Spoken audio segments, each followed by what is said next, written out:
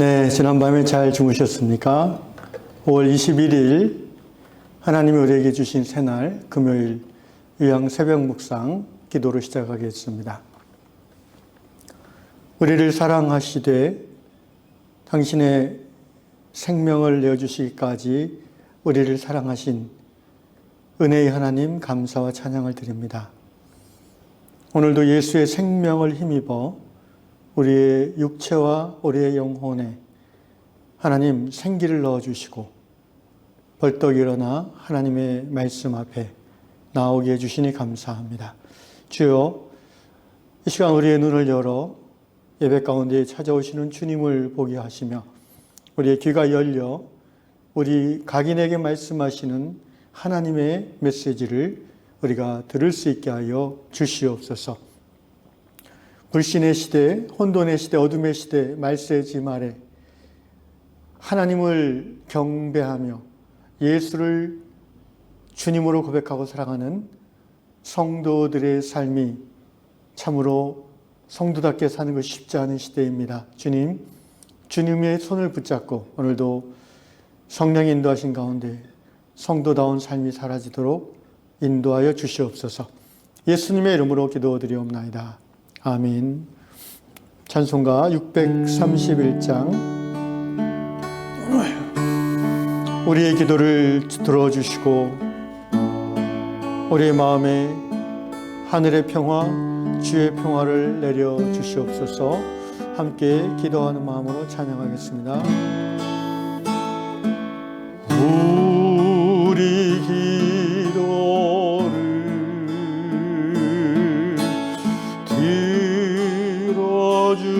들어주시고 주님의 평안을 내려주소서.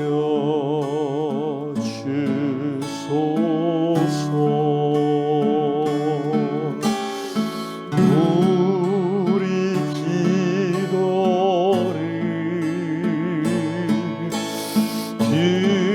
들어주시고 주님의 평안을 내려주소서.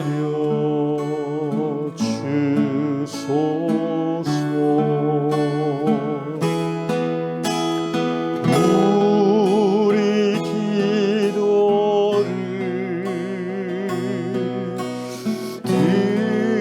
들어주시고 주님의 평안을 내려주소서.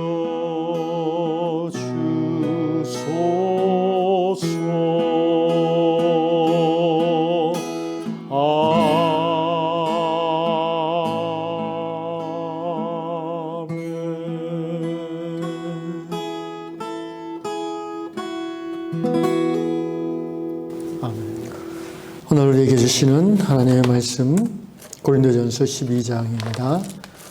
12절부터 25절까지 제가 읽겠습니다. 몸은 하나인데 많은 지체가 있고 몸에 지체가 많으나 한 몸인 것 같이 그리스도도 그러하니라. 우리가 유대인이나 헬라인이나 종이나 자유인이나 다 한 성령으로 세례를 받아 한 몸이 되었고 또 다 한 성령을 마시게 하셨느니라. 몸은 한 지체뿐만 아니요 여럿이니 만일 발이 이르되 나는 손이 아니니 몸에 붙지 아니하였다 할지라도 이로써 몸에 붙지 아니한 것이 아니요 또 귀가 이르되 나는 눈이 아니니 몸에 붙지 아니하였다 할지라도 이로써 몸에 붙지 아니한 것이 아니니 만일 온몸이 눈이면 듣는 곳은 어디며 온몸이 듣는 곳이면 냄새 맡는 곳은 어디냐. 그러나 이제 하나님이 그 원하시는 대로 지체를 각각 몸에 두셨으니 만일 다 한 지체뿐이면 몸은 어디냐.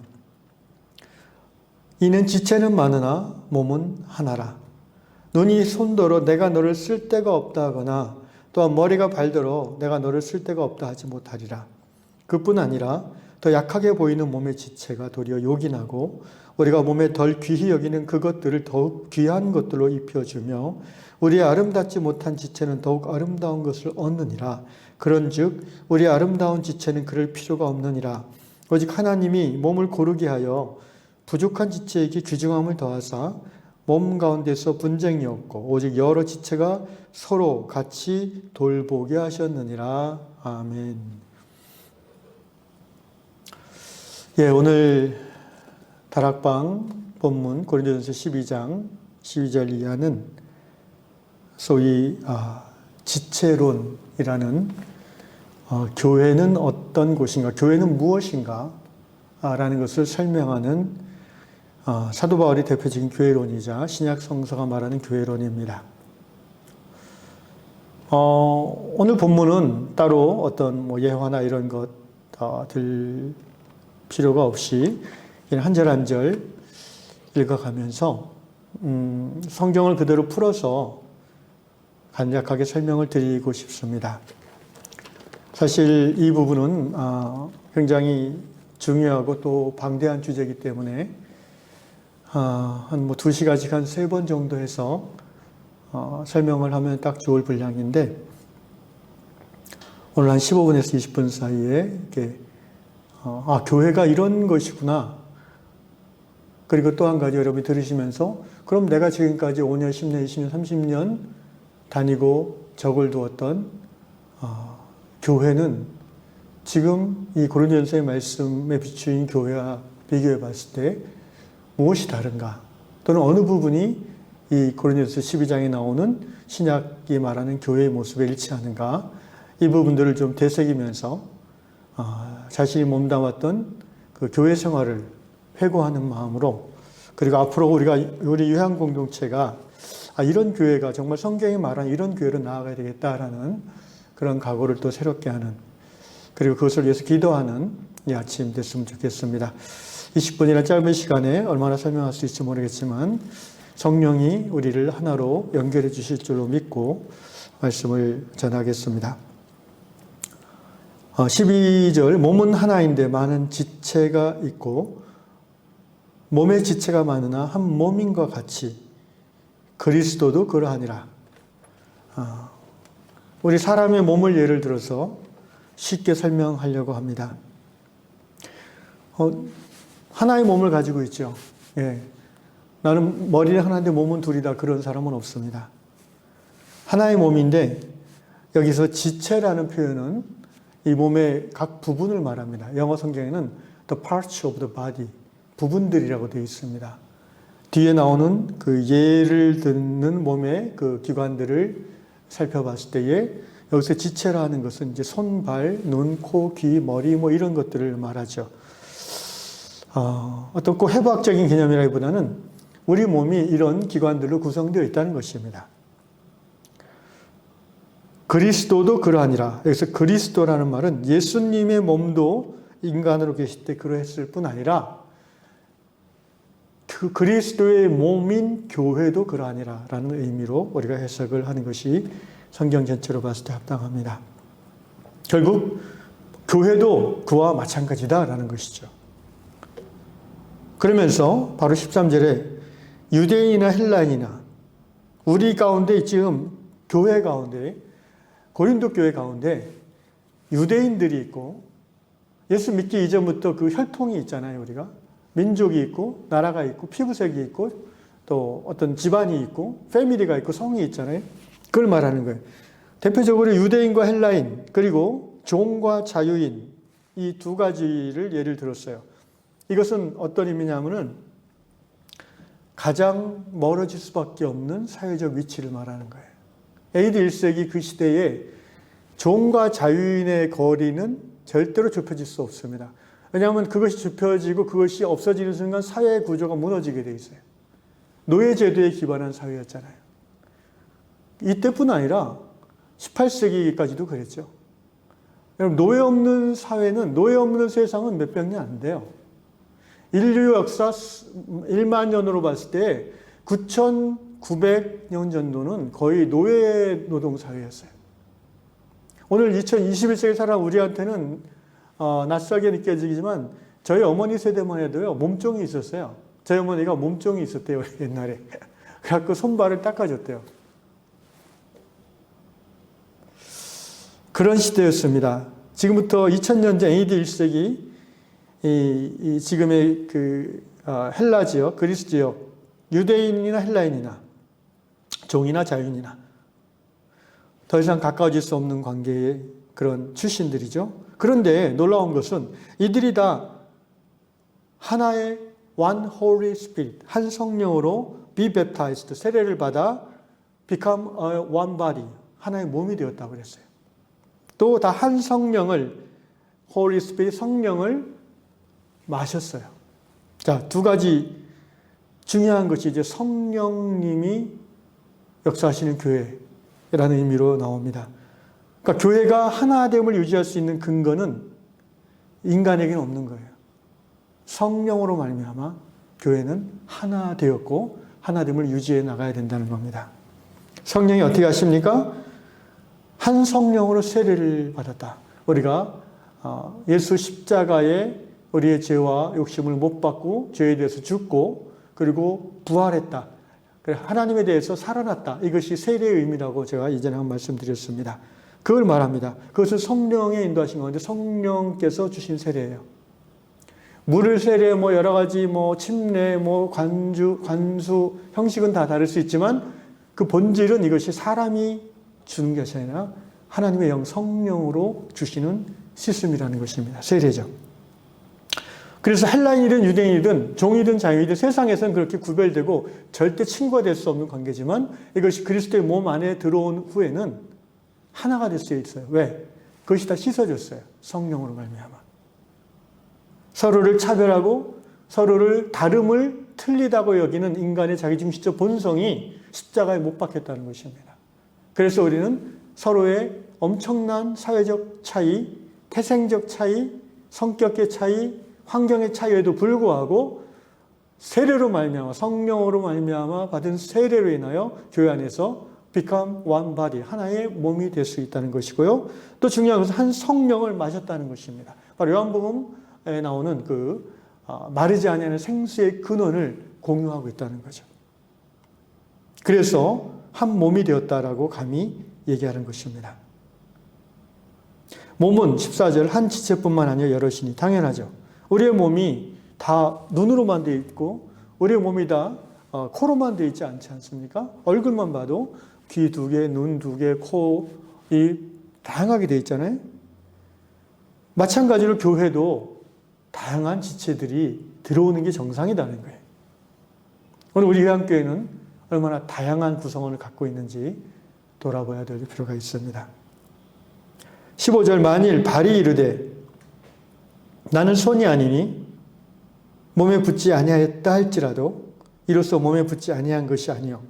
지금 발과 손을 이제 예를 들어서 교회 안에 두 사람이 있는데 한 사람은 A라는 사람은 자기를 발이라고 생각해요. B라는 사람은 자기가 교회에서 손의 역할을 맡았다고 생각해요. 그런데 재미있는 거는 이 발이란 역할을 맡은 사람은 좀 기분이 안 좋고 열등감 있는 것 같아요. 그래서 뭐라고 하냐면은 야야야 나는 너하고 너는 손이라서 몸에 붙어있지 나는 발이라서 몸에 붙어있지 않아. 그러니까 나는 몸에 붙은 게 아니야. 뭔가 이게 자랑스러워하는 그런 내용이 아니라 뭔가 삐져가지고 지금 이러는 거거든요. 뉘앙스가 그래요. 근데 실제 손만 몸에 붙어 있나요? 발도 몸에 붙어 있잖아요. 그 얘기를 하는 겁니다. 16절에서는 이제 귀와 눈을 비교하죠. 또 귀가 이르되 이 얼굴의 귀가 나는 눈이 아니니 몸에 붙지 아니하였다 할지라도 이로써 몸에 붙지 아니한 것이 아니니. 왜 이런 생각을 할까요? 귀의 은사, 귀의 역할을 맡은 사람이 그것은 눈의 역할을 맡은 사람보다 자기가 별로 두드러지지 않는 거예요. 박수갈채를 안 받는 거예요. 그러니까 삐지는 거예요. 그래서 나 안 해 이런 거죠 지금.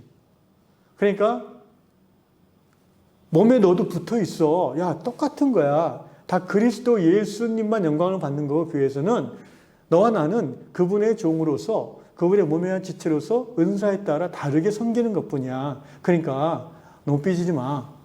그러면서 이제 다독거려 주라는 거예요.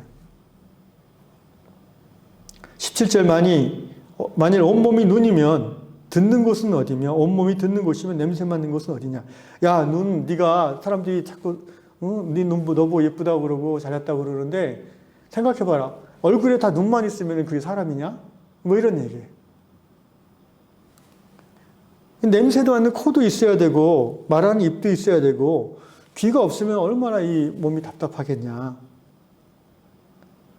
그래서 18절 그러나 이제 하나님이 그 원하시는 대로 지체를 각각 몸에 두셨다. 누가 두셨어요? 하나님이 두셨다. 여러분 교회는 하나님이 지체를 두신 겁니다. 그러므로 원칙적으로 그 교회 공동체 안에 들어와서 멤버가 되었다라고 인정한다면 우리는 보통 그 기준을 세례로 봅니다. 또는 뭐 개교회마다 다를 수가 있지만 초대교회는 최소 6개월의 카테키즘, 교리교육을 이수하고 나서 멤버로 받아들였죠. 그런데 멤버로 딱 받아놓고 보니까 별로 교회에 도움이 안 돼. 그거 같이 보여요. 어떤 사람은 장애가 있을 수도 있고요. 어떤 사람은 너무 가난하고 어떤 사람은 너무 또 교만하고요. 그래서 전혀 몸 전체에 도움이 안 되는 것처럼 보인다 할지라도 그거는 인간의 판단이고 하나님이 그 사람을 여기다 두신 거야. 그러니까 너희 마음대로 재단하면 안 돼라는 겁니다. 그러나 이제 18절 하나님이 그 원하시는 대로 지체를 각각 몸에 두셨으니 19절 만일 다 한 지체뿐이면 몸은 어디냐? 앞에서 한 얘기죠. 20절 이제 지체는 많으나 몸은 하나라. 하나임을 강조하는 거예요. 뭐 목사, 장로, 권사 사실 저는 개인적으로 이제 우리 한국교회가 그런 직분으로 불리우는 것을 좀 떠나면 좋겠다는 생각이 듭니다. 왜냐하면 그 직분이 자랑스러운 직분이긴 하지만 자꾸 그 직분에 의해서 그 존재가 규정되어지는 것 같아서 그래요. 그러니까 그 직분을 맡은 사람은 그 직분을 맡았기 때문에 자기의 자연스러운 모습을 잘 못 드러내는 거예요. 왜? 목사가 목사다워야지라는 선입관을 지체들이 갖고 있는 거예요. 그래서 목사가 좀 이렇게 음식을 막 개걸스럽게 먹는다든지 그러면은 목사님이 왜 저래 또 이렇게 되는 거예요. 권사님이 뭐 이렇게 내가 권사가 안 되어서 모르겠는데 어쨌든 뭔가 이렇게 기준이 있어요. 그게 성경에 나온 기준이라면 아무 상관이 없는데 성경에는 그런 기준이 없거든. 물론 목사와 장로에 대한 몇 가지 기준도는 있어요. 그것들은 존중해야 되고 당연히 지켜야 되겠지만 그냥 교회 안에서 어차피 이 몸이라고 하니까 서로 이름을 불러도 좋을 것 같아요. 이게 한국 문화 속에서 또 좀 충돌할 수 있는 부분이지만 성을 떼고 이름을 부르는 거 저는 이것이 나중에 좀 자세히 설명할 기회가 있을지 모르겠지만 제일 성경적이지 않나 생각이 듭니다. 다시 본문으로 들어가서 19절 만일 다 한 지체뿐이면 몸은 어디냐? 이는 지체는 많으나 몸은 하나라. 21절 같은 얘기입니다. 눈이 손더러 내가 너를 쓸 데가 없다 하거나 또한 머리가 발더러. 이거는 좀 선명하게 보이네요. 그죠? 이 사람이 머리를 중시하잖아요. 그래서 이 유교 문화권에서 이렇게 머리를 치는 거는 굉장한 모욕이잖아요. 동남아 쪽도 그런 개념이 있어요. 그래서 머리를 건드리지 않아요, 서로. 근데 뭐 발툭 치는 거는 그냥 치나면 하잖아요. 그런데 여기 보니까 21절 눈이 손더러 내가 너를 쓸 데가 없다거나 또 머리가 발더러 내가 너를 쓸 데가 없다 하지 못하리라. 그렇게 못한다는 거예요. 그렇게 하면 틀리다는 거예요. 예, 그렇게 하지 말라는 겁니다. 이게 이제 제가 과거에 이제 부교육자 할 때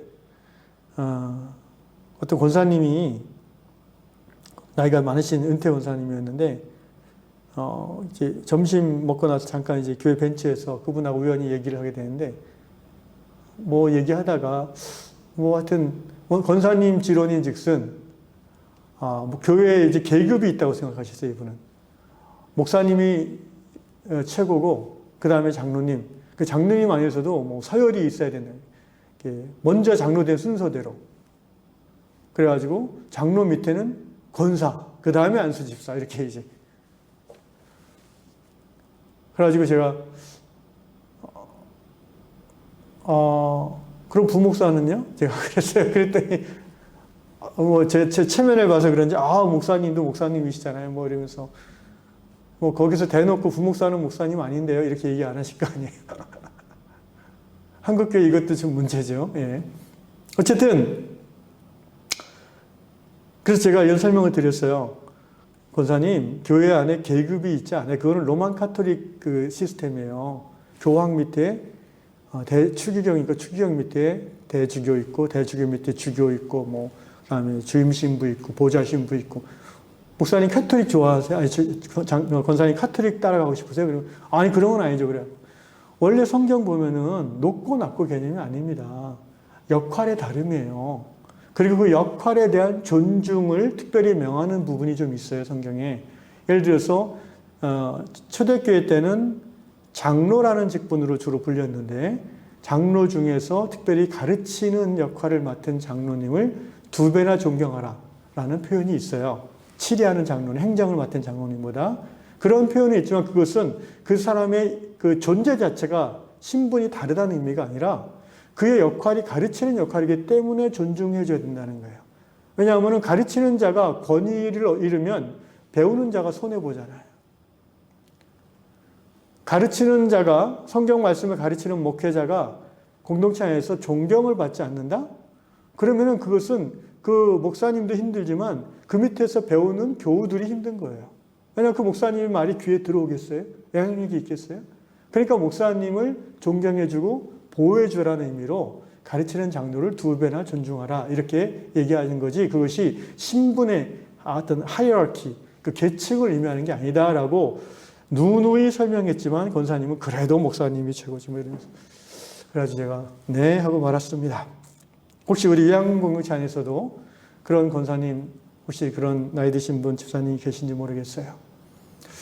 우리 요양교회 정관을 보면 절대 그런 분이 없을 것 같아요. 정관에 써 있더라고요. 우리나라에 다 모든 뭐더라? 하여튼 다 동등하다 이렇게 선명하게 써 있어서 다행입니다. 그러나 우리의 정서는 또 어떨지 모르겠습니다. 22절 그뿐 아니라 더 약하게 보이는 몸의 지체가 도리어 요긴하고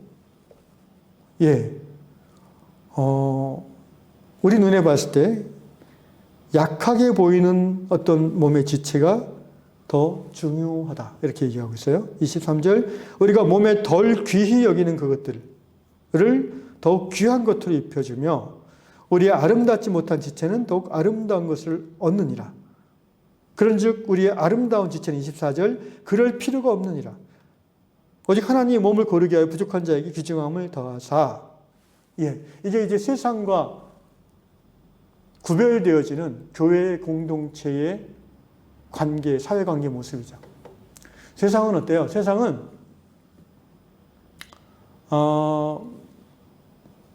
약자를 그러니까 세상은 적자 생존의 원리로 돌아가잖아요. 크게 보면 약육강식의 원리가 많은 경우 다스리잖아요. 그래서 약한 자를 세상은 여기서 우리 성경은 교회는 약한 자가 오히려 요긴하다, 더 소중하다라고 하는데 세상은 웃기지 마 그러는 거예요. 세상은 약한 놈은 밟히는 거야. 그래서 모든 사람이 다 강한 자가 되려고 막 경쟁해서 올라가잖아요. 권력의 자리에 올라가려고. 세상은 아담 이후로 타락한 이후로 그랬고 그리고 예수님 다시 오실 때까지 그래요. 그런데 교회는 그러지 말라는 거예요. 왜? 교회는 세상과 구별되어지는 그게 여러분 거룩함이라는 거예요. 여러분 거룩함이라는 말의 원뜻이 뭐예요? 구별되어지는 거예요. 세상이나 교회나 이러면은 교회의 거룩함이 사라진 거죠. 교회 와봤더니 여기도 다 서로 높이 올라가려고 막 애쓰고 투표할 때 뭐 봉투도 돌리고 그 모양이네. 그러면은 사람들이 교회 들어왔다가 여기나 저기나 뭐 정말 예수에게 마음이 열리겠습니까? 그런 교회는 하나님을 힘들게 하는 교회죠. 교회는 더 약해 보이는 실제 약한 지체가 더 중요해요. 왜냐하면 잘 들으세요. 그 약한 지체가 왜 중요하냐면은 그 약한 지체를 통해서 교회가 세상과 다르다는 게 드러날 수 있는 거예요. 우리는 세상에서는 짓밟힐 수밖에 없는 약한 분이지만 교회 안에서 이분을 우리가 오히려 더 소중하게 여기고 섬긴다는 것을 세상이 보는 거예요. 세상에 보여주려고 가시적으로 하라는 의미는 아니죠. 실제 그렇게 관계 속에서 여기라는 거예요. 병들고 나이 들어서 힘없고 또 장애가 있어서 어렵고 또 너무 가난해서 힘없는 그런 분들을 교회는 소중히 여겨야 된다는 거예요.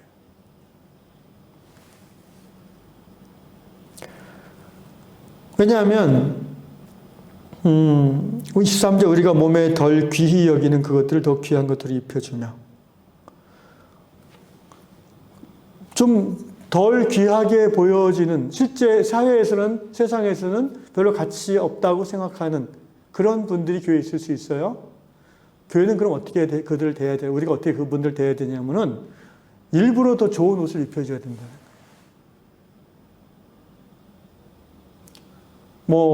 이렇게 생일 선물도 그런 분들은 좀 더 비싼 걸 줘야 된다. 그냥 교회에서도 저분은 훌륭하지. 세상적으로도 훌륭하시고 교회에서도 능력도 있고 지혜로우시고 믿음 좋고 그런 분들은 선물 조금만 줘도 돼요. 그렇다고 삐지지 않아요.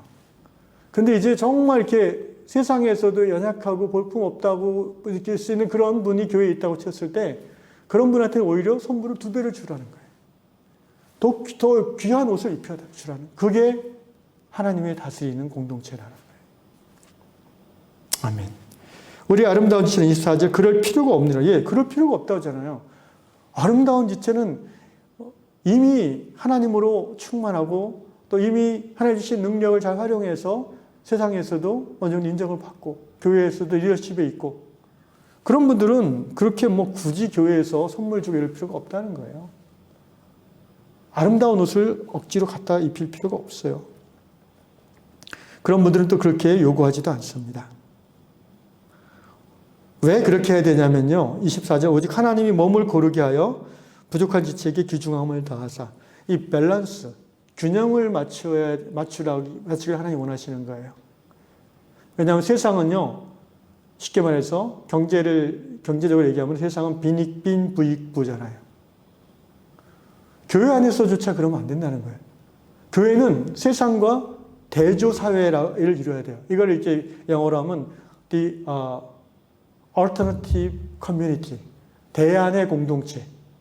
그러니까 사람들이 이놈의 세상 많이 살다 못 살겠다. 어떻게 살아야 되지?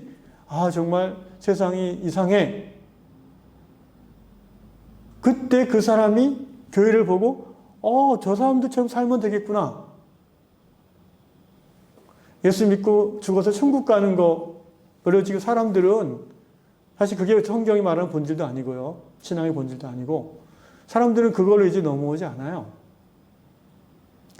현대인들, 이 포스트 모더니즘에서 절대 권위와 절대 진리를 잃어버리고 방황하는 현대인들에게 정말 실제적으로 매력적인 건 뭐냐면은 그럼 어떻게 해야 되는데에 대한 대답이에요. How to. 그럼 어떻게 살아야 되는데. 하나님 나라 방식으로 살아가는 교회가 이 땅 위에 많을수록 복음은 저절로 확장되는 거예요. 많은 현대인들이 물질 문명과 자본주의 문명에 질식해서 또 근데 그것들을 떠날 용기도 없고 힐링 캠프다, 산이다, 절이다, 자연이다.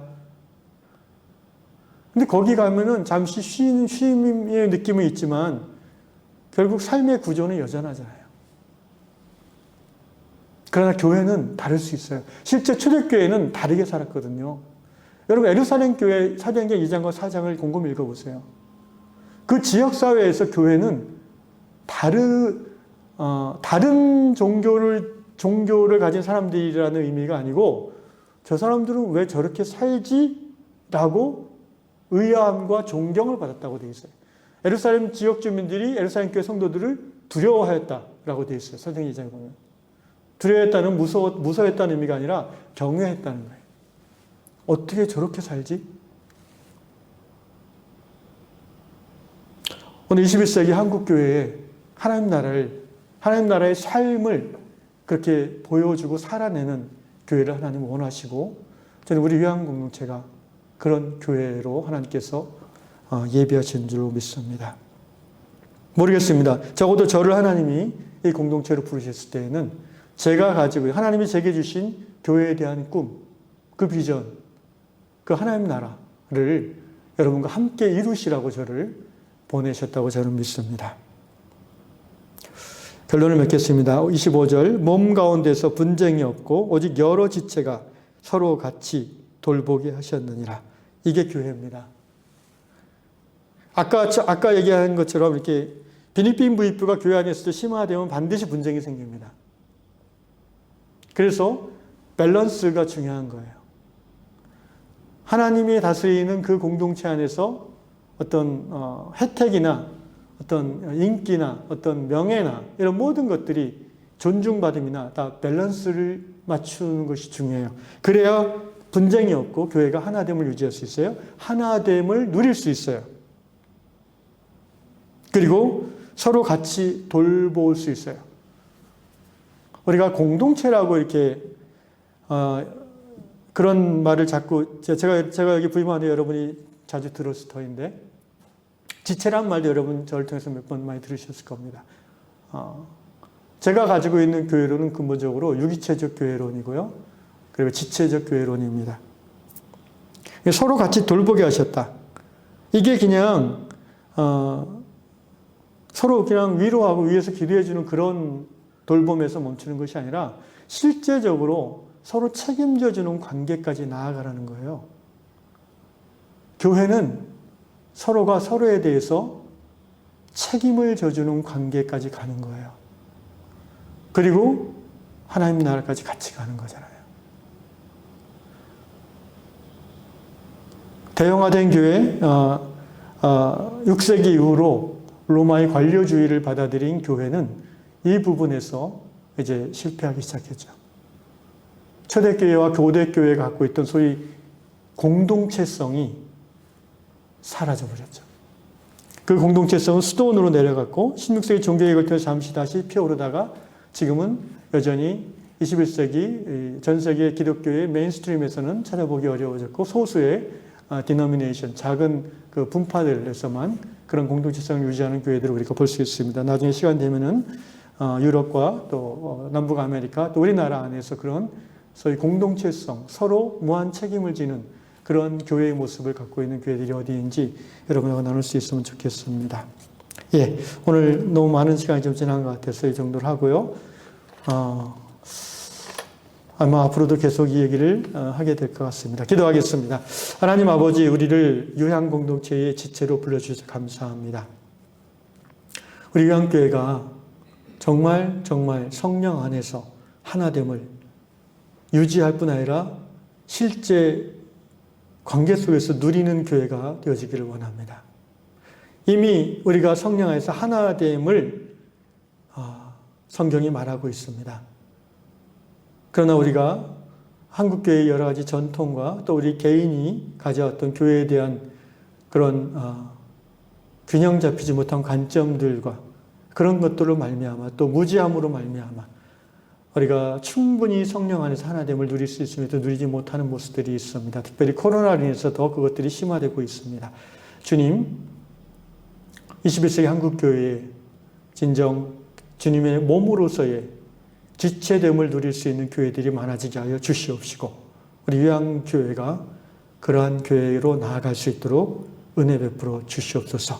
그래서 정말 이 공동체 안에 머물 때에 삶이 기뻐지고 인생의 힘듦과 또 고통이 나누어짐으로 적어지며 또 기쁨은 배가 되어지는 위로와 회복이 있어지는 성령 안에서의 하나님 나라를 깊이 누리는 그런 신앙의 교회가 될 수 있도록 주여 인도하여 주시옵소서. 이 아침에 요양교회가 그러한 교회의 방향으로 또 실제적으로 나아가도록 우리가 기도하는 성도들 되게 하여 주시옵소서. 예수님의 이름으로 기도합니다. 아멘.